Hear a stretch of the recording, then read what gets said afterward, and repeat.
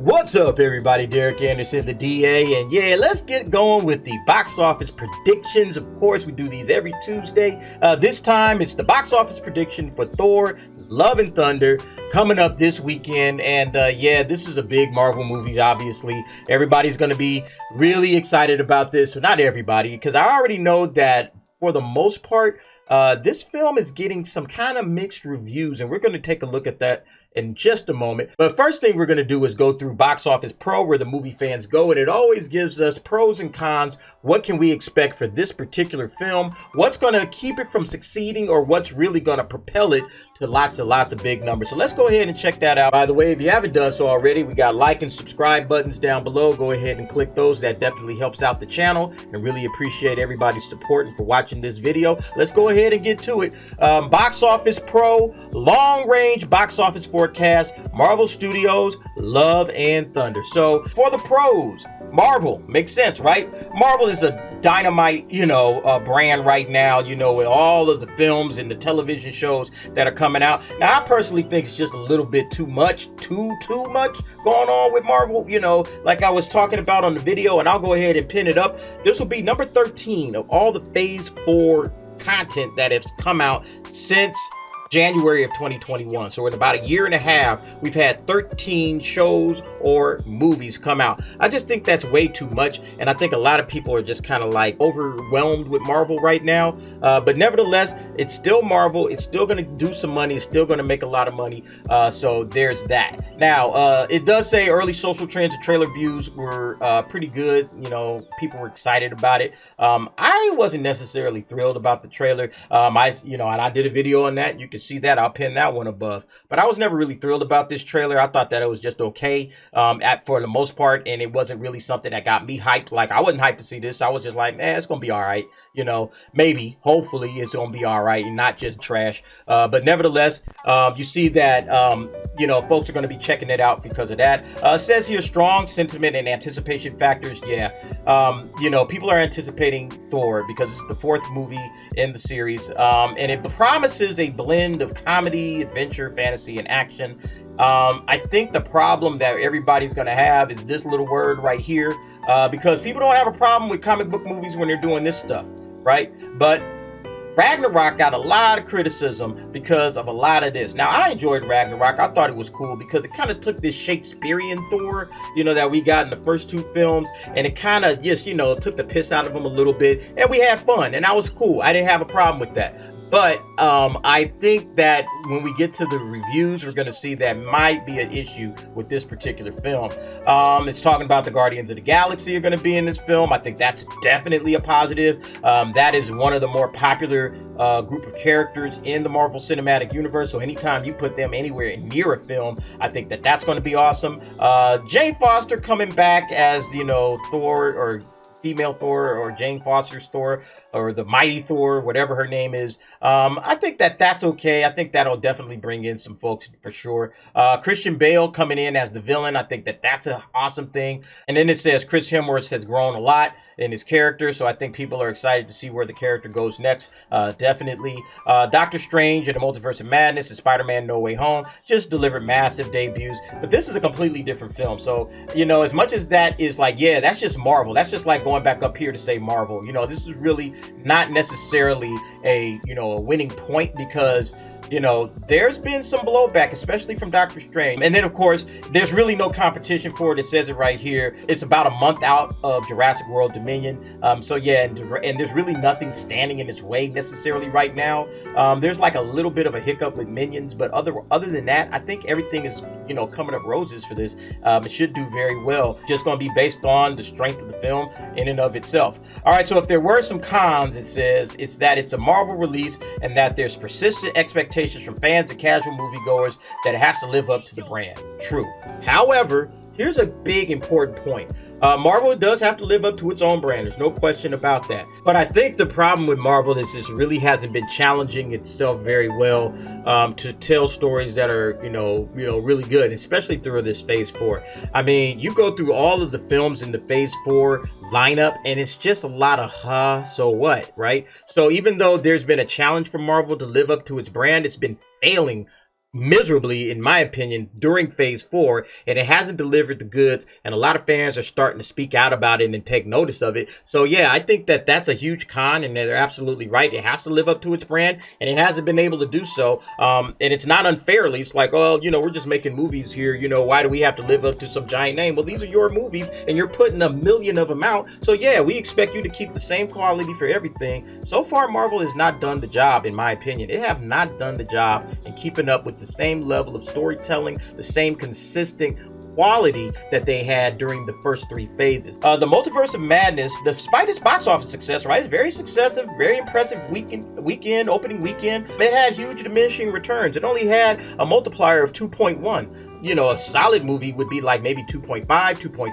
Yeah, 2.1 in terms of its overall multiplier, that's not good, right? And it's on its way out. It's already on Disney Plus, so 2.1 is kind of like I don't know what this film is going to do. So let's go ahead and check out the reviews for Thor: Love and Thunder, because yeah, these are definitely going to be eye-opening for a lot of folks. All right, so here we go, the Thor: Love and Thunder reviews, and as you can see, 71% on Rotten Tomatoes. And if you guys remember when I did the Doctor Strange pre-prediction video, I think it was in the 80s, somewhere in the 80s, right? And then it ultimately tumbled down all the way down. I think it's at like 74%. But yeah, it was in the lower 80s, and it was actually like, okay, not too bad. A lot of good reviews coming out about that, but then little by little, they just started coming down. Now, I'm not saying that's going to happen here, but you never know. Right now, starting at 71%, and it's at 140 reviews. That's not too good. But let's go ahead and check. Now, you guys know I always like to do this. We got the all critics here, 71%. What did the top critics say? Ooh, 58%. 58%, y'all. That's not good. That's not good. That means that the top critics have this film rotten. Okay, anything below 60% is rotten. So the top critics would have this film overall 58% rotten, but the all critics got it at 71%. And remember, I mentioned that Marvel films generally trend upper 80s, lower 90s, right? Like that's kind of where most of those films land when they're, Marvel films. Decent, good, right? So if you look at this 70% right now for Thor: Love and Thunder, if you were to put this against all of the other 28 Marvel Cinematic Universe films, it's coming in the bottom 5, right? It's coming in the bottom 5. It's still ahead of Thor: The Dark World and The Eternals, which I think are the 2 worst. But it's smack dab between The Incredible Hulk and Iron Man 2. And yeah, that's not a good sign. That's not a good sign whatsoever. So right off the bat, you're thinking, okay, it's 70%, which for any other film would probably be solid, but for a Marvel Cinematic Universe film, at least you're kind of scratching your head like, I don't know, what's this film going to be about? All right, but yeah, let's go ahead and read some of these reviews. I'm sure these are going to be pretty fun and interesting. All right, so the first one, did not think it was possible to make a worse Thor film than The Dark World. Whoa! But Taika Waititi appears to have pulled it off. Love and Thunder now ranks as the low point in the MCU. Ouch, 1 out of 4.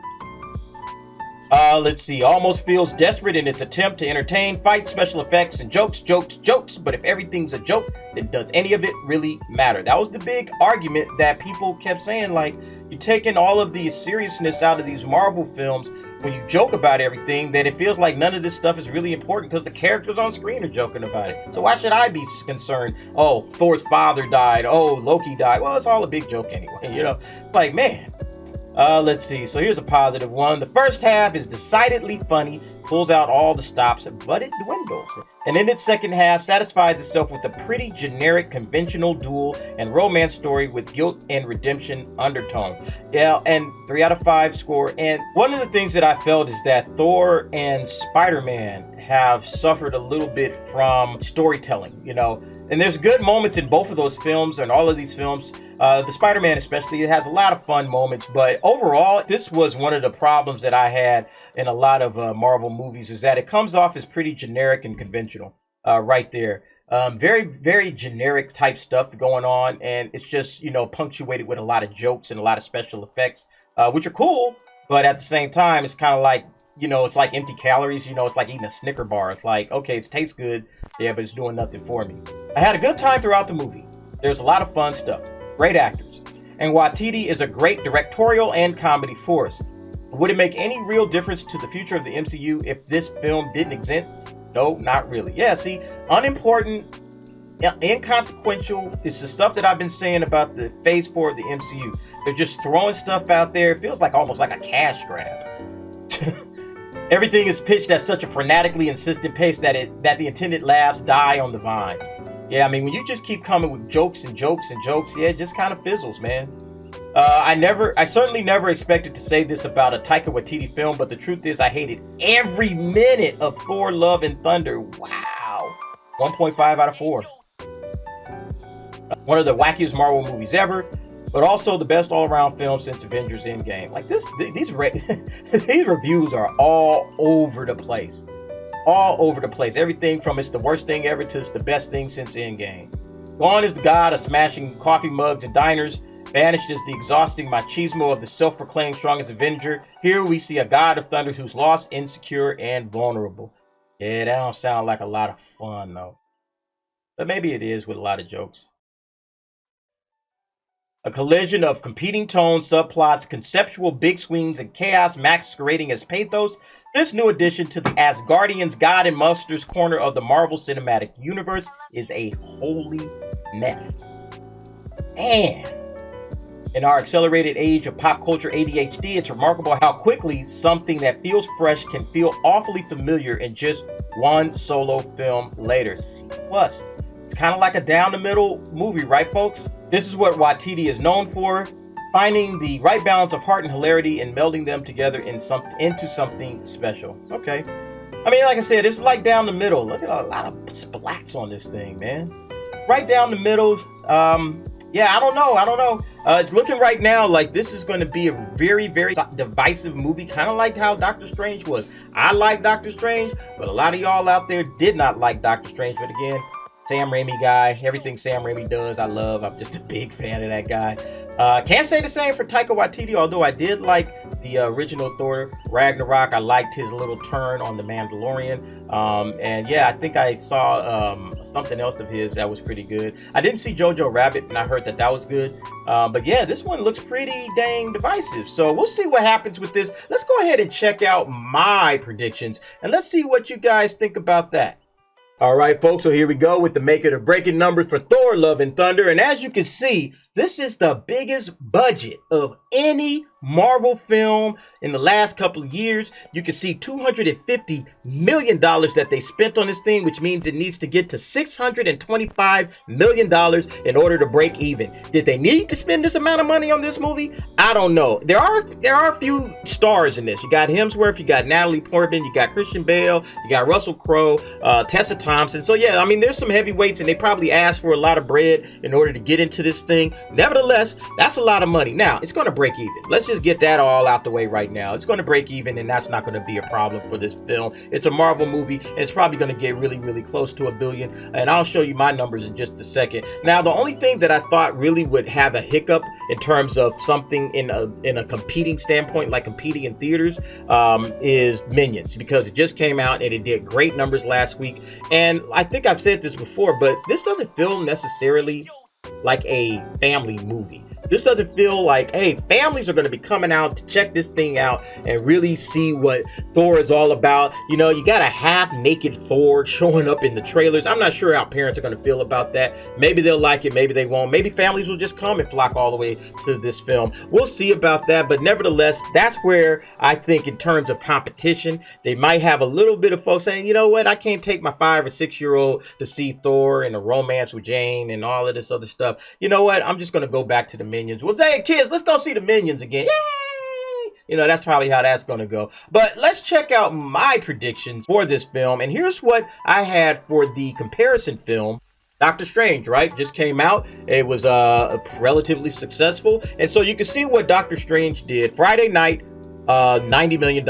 Opening weekend, $187 million. The domestic total of $410, and then a worldwide total of $953 million. So I pretty much think that Thor is going to come just underneath that, just a shade underneath Doctor Strange. And one of the main reasons is because Thor did great numbers. Thor Ragnarok did great numbers in China, overseas, as well as in Russia. And this year it's not going to be in either one of those particular countries. So I think that it's going to hurt its worldwide total. But then, like I said, with Marvel right now, you can see even with the critic reviews, you can even see with the critic reviews right now, Thor is not really sounding like it's a great film. So there goes your, your word of mouth, number one, and then possibly your repeat views. Like somebody will see it once and then be like, all right, we saw it, we're done. And I think Thor Love and Thunder is going to suffer from that. I know that Thor Ragnarok got a lot of repeat views. People kept going back again and again and again to see that thing. I don't know so much about this one, but I still do think because of the MCU and where it's at right now,